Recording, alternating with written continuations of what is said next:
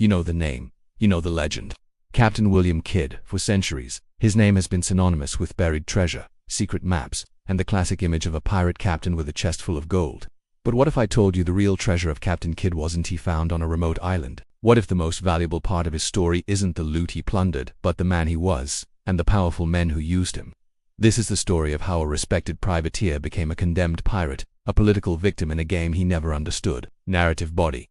Before he was a villain, William Kidd was a war hero, a successful Scottish sea captain, living a comfortable life in New York with his wife and daughters.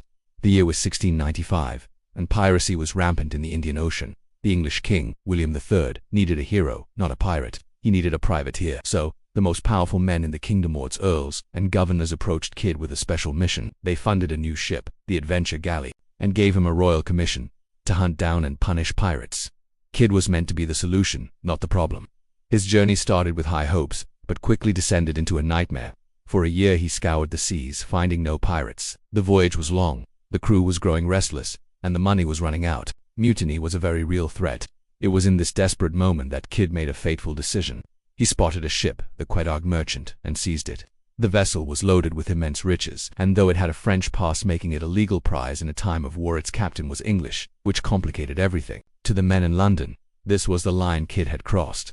This was the moment their hero became a pirate. The news spread like wildfire, twisting the narrative. The very men who had sponsored Kidd, the same ones who stood to profit from his success, were now scrambling to save their own reputations. They saw the public outrage and panicked.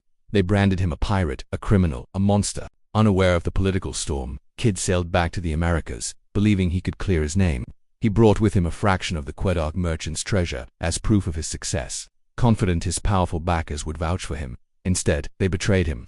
He was arrested in Boston and sent to London in chains. Kidd's trial was a sham. The cards were stacked against him from the start. He was accused not only of piracy but of murder, for having killed a mutinous crew member in a moment of rage.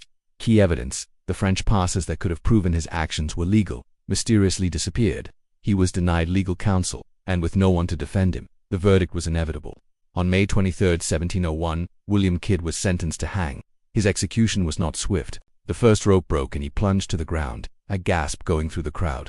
He was hanged again, this time successfully. His body then tarred and left in an iron cage by the Thames as a gruesome warning to others. Conclusion. So, what was the real treasure of Captain Kidd? It wasn't the gold and jewels he plundered. The real treasure was his story, a cautionary tale about a man who was used and then abandoned by the very elite who had given him his mission. The myth of his buried gold may still capture our imagination, but the true history reveals something far more valuable and tragic. A man caught in a web of politics and greed, a victim in a world of his own making.